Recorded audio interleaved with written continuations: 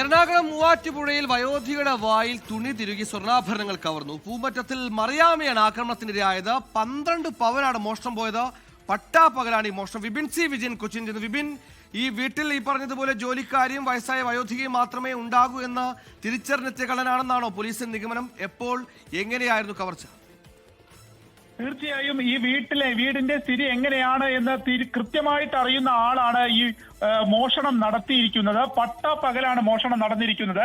മൂവാറ്റുപുഴ മാറാടി മഞ്ചേരിപ്പടിയിൽ താമസിക്കുന്ന മറിയാമ്മയാണ് മോഷ്ടാവ്. വായിൽ തുണി തിരുകിയതിനു ശേഷം കയ്യിലും കഴുത്തിലും കിടന്ന സ്വർണ്ണാഭരണങ്ങൾ കവർന്നിരിക്കുന്നത്.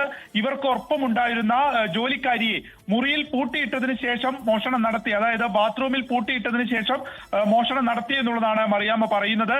ഇന്ന് രാവിലെ ഏകദേശം ഒരു 8 മണിയോടെയായിരുന്നു സംഭവം. അത്ര രാവിലെയായിരുന്നു. തൊട്ടടുത്തുള്ള ആളുകളൊക്കെ തന്നെ പള്ളിയിൽ പോയിരുന്നു. ഇന്ന് ഞായറാഴ്ച ആയതുകൊണ്ട് പള്ളിയിൽ പോയിരുന്നു. ഈ സമയത്താണ് മോഷണം നടന്നിരിക്കുന്നത്. 6 വളകളും കഴുത്തിൽ കിടന്ന മാലയും അടങ്ങുന്ന 12 പവനും മോഷണം പോയിട്ടുണ്ട്. മൂവാറ്റുപുഴ പോലീസ് സ്ഥലത്തെത്തി അവിടെ മറ്റു നടപടികളും അന്വേഷണവും ആരംഭിച്ചു കഴിഞ്ഞു. ഈ സർവേ അവിടെ ഉണ്ടായിരുന്ന ജോലിക്കാരി തമിഴ്നാട് സ്വദേശിയാണ്. ഇവരെ ചോദ്യം ചെയ്തു വരികയാണ്. കാരണം ഈ വീട്ടിൽ ഇവർ 2 പേരും മാത്രമേ ഉള്ളൂ എന്ന് കൃത്യമായി അറിയുന്ന ആ സമയം വളരെ അതിരാവിലെ തന്നെ വന്നൊരു മോഷണം നടത്തുക എന്ന് പറയുമ്പോൾ അത് കൃത്യമായ ഒരു ആസൂത്രണമുണ്ട് എന്നുള്ളതാണ് പോലീസ് പറയുന്നത്. കൂടുതൽ അന്വേഷണം CCTV അടക്കം കേന്ദ്രീകരിച്ചിട്ടുള്ള അന്വേഷണം നടന്നു വരികയാണ്. വിവാഹം കഴിച്ചിട്ടുണ്ടായിരുന്നില്ല മറിയാമ്മ, അതുകൊണ്ട് തന്നെ വീട്ടിൽ മറ്റാരും ഇല്ല. സുഹൈൽ,